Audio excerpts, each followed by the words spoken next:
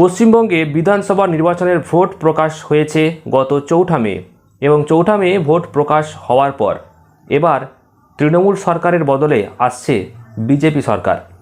তো দেখুন, বিজেপি সরকার গঠন করার আগে যে সমস্ত প্রতিশ্রুতিগুলো দিয়েছিল সেই সমস্ত প্রতিশ্রুতিগুলোকে নিয়ে আলোচনা করব।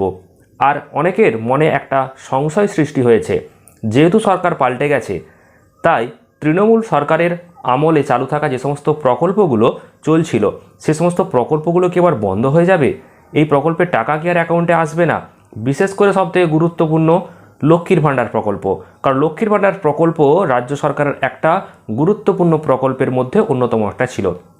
এছাড়াও যুবসাথী প্রকল্প রিসেন্ট চালু হয়েছে এবং সম্প্রতি অনেকে 2 মাসের টাকা পেয়েছে। এবার যারা টাকা পেয়েছে তারাও অনেকে প্রশ্ন করছে, তাহলে কি যুবসাথী প্রকল্পের টাকাও অ্যাকাউন্টে আসবে না? আর যুবসাথী প্রকল্পের টাকা যদিও অনেকেই অ্যাকাউন্টে পায়নি, তো যারা পায়নি তারাও এবার প্রশ্ন করছে যে যারা এখনও পর্যন্ত একটা কিস্তির টাকাও পায়নি তাদের কি আবার নতুন করে ফর্ম ফিল আপ করতে হবে? তো সমস্ত প্রশ্নের উত্তর দেব।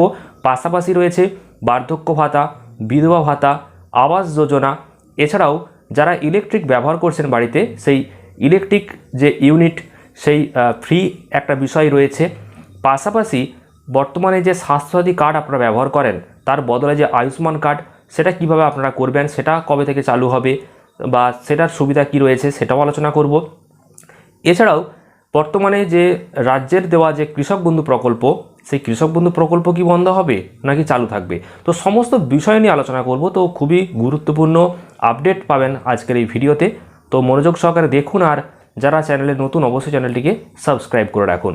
দেখুন, আপনাদেরকে জানিয়ে দিই যে যেহেতু বর্তমানে যে সরকার আসছে বিজেপি, তো তারা নতুন সরকার যেহেতু গঠন করবে তো তারা যে প্রতিশ্রুতিগুলো দিয়েছিল সেই প্রতিশ্রুতিগুলো তারা মানবে এবং প্রতিশ্রুতিগুলোর মধ্যে প্রত্যেকটা আমি লিস্ট করে নিয়েছি এবং প্রত্যেকটাকে ধরে ধরে আলোচনা করব। লক্ষ্মীর ভাণ্ডার, এই লক্ষ্মীর ভাণ্ডার প্রকল্পের বদলে চালু হবে অন্নপূর্ণা ভাণ্ডার। সেখানে 1500 বা 1700 টাকা নয়, 3000 টাকা করে প্রত্যেক মাসে মাসে দেওয়া হবে এমনটা জানানো হয়েছিল। এমনকি ভোটের রেজাল্ট প্রকাশ করার পরও বিজেপি নেতাও জানিয়ে দিয়েছে যে এই টাকা অ্যাকাউন্টে আসবে। এমনকি যতগুলো প্রতিশ্রুতি দেওয়া হয়েছিল, ইশতেহার প্রকাশ করা হয়েছিল, প্রত্যেকটা প্রতিশ্রুতিকে একদম অক্ষরে অক্ষরে পালন করবে বিজেপি সরকার। তো জুন মাস থেকে এই টাকাগুলো নাকি অ্যাকাউন্টে ঢুকবে। এবার লক্ষ্মীর ভাণ্ডার প্রকল্পের যদি আমরা আলোচনা করি, যারা 1500 এবং 1700 টাকা পাচ্ছিল তারা কি সরাসরি অন্নপূর্ণা ভাণ্ডারে 3000 টাকা পাবে নাকি তাদেরকে ফর্ম ফিল আপ করতে হবে? তো এই বিষয়ে কোনো আপডেট পাওয়া যায়নি, তবে 3000 টাকা অ্যাকাউন্টে আসবে এবং টাকা জুন মাস থেকে অ্যাকাউন্টে ঢুকবে এমন আপডেট চলে এসেছে। তবে এর জন্য আলাদা করে ফর্ম ফিল আপ আবার করতে হবে কিনা বা কোনো শর্ত পরিবর্তন হবে কিনা সেই বিষয়ে যখন আপডেট আসবে সেগুলো অবশ্যই জানাবো। এর পরবর্তীতে যেটা রয়েছে বার্ধক্য ভাতা এবং বিধবা ভাতা, এখানেও যেটা বলা হয়েছিল যে 3000 টাকা করে অ্যাকাউন্টে দেওয়া হবে, তো তাদের টাকাও হয়তো অ্যাকাউন্টে সরাসরি পৌঁছে যাবে। তো সেই টাকা নিয়েও একটা বিষয় আপডেট এসেছে, অর্থাৎ বিজেপি যখন নতুন সরকার গঠন করছে, সমস্ত মন্ত্রী পদ যখন তারা গঠন করবে তারপর জুন মাস থেকে এই টাকা অ্যাকাউন্টে ঢুকবে এমনটা বলা হয়েছে। পরবর্তীতে সবথেকে গুরুত্বপূর্ণ সম্প্রতি যেটা লেটেস্ট ট্রেন্ডিংয়ে ছিল সেটা হচ্ছে যুবসাথী প্রকল্প, অর্থাৎ এক প্রকার বেকার ভাতা। তো যুবসাথী প্রকল্পে প্রত্যেক মাসে মাসে 1500 টাকা করে দেওয়া হবে এবং 5 বছর দেওয়া হবে এমনটা বলা হয়েছিল তৃণমূল সরকারের তরফ থেকে। কিন্তু বিজেপি ইশতেহার প্রকাশ করেছিল যে এই যুবসাথী প্রকল্পে তারা 1500 নয়, একদম 3000 টাকা করে প্রত্যেক মাসে মাসে তারা রাজ্যের বেকার যুবক যুবতীকে দেবে। তো এই 3000 টাকা যে অ্যাকাউন্টে ঢুকবে কারা পাবে? কারণ অনেকেই যুবসাথী প্রকল্পে 2 মাসের টাকা পেয়েছে, আবার অনেকে টাকা পায়নি। তো যারা টাকা পেয়েছে তারা কি আগে পাবে, আর যারা টাকা পায়নি তাদেরকে কি ফর্ম ফিল আপ করতে হবে? তো এই বিষয়ে আপনাদেরকে জানাই। দেখুন, যারা ফর্ম ফিল আপ করে রেখেছেন এবং যারা টাকা পাচ্ছেন দুজনেই কিন্তু সমান। রাজ্য সরকার চাইলেই যারা ফর্ম ফিল আপ করে রেখেছে তাদেরকে ভেরিফিকেশান করে সরাসরি এই টাকাটা দিয়ে দেবে।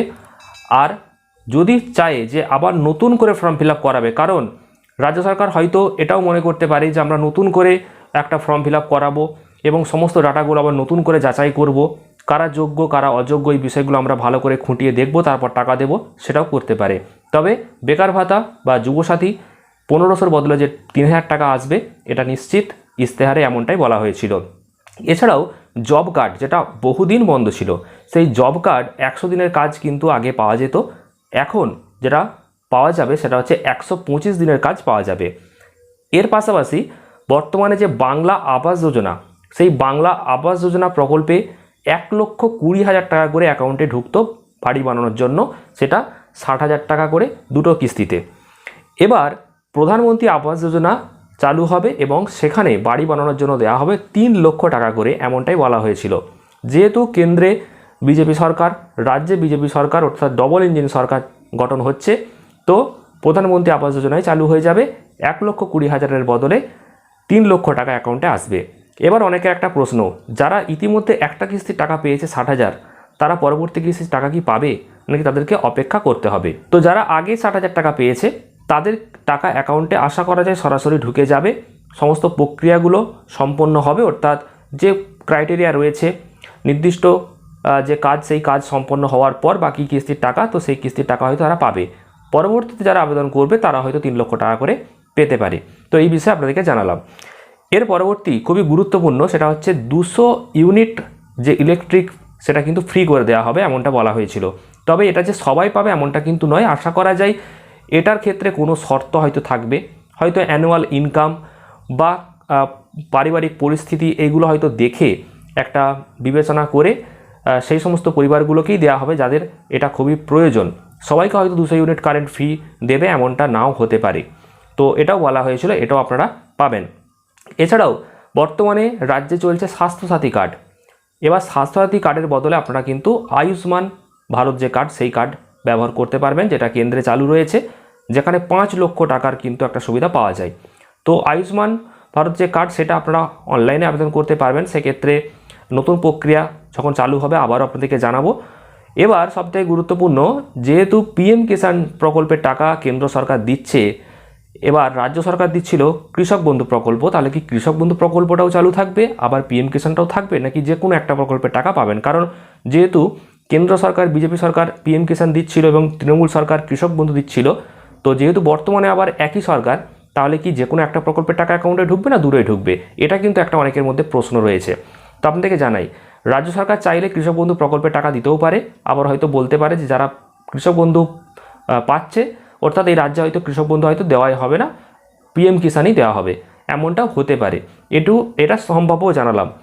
তো এই সমস্ত আপডেটগুলো আপনাদেরকে দিলাম, সমস্ত প্রক্রিয়াগুলো আপনাদেরকে জানানোর চেষ্টা করলাম এবং যে ক্রাইটেরিয়া সেগুলো বললাম।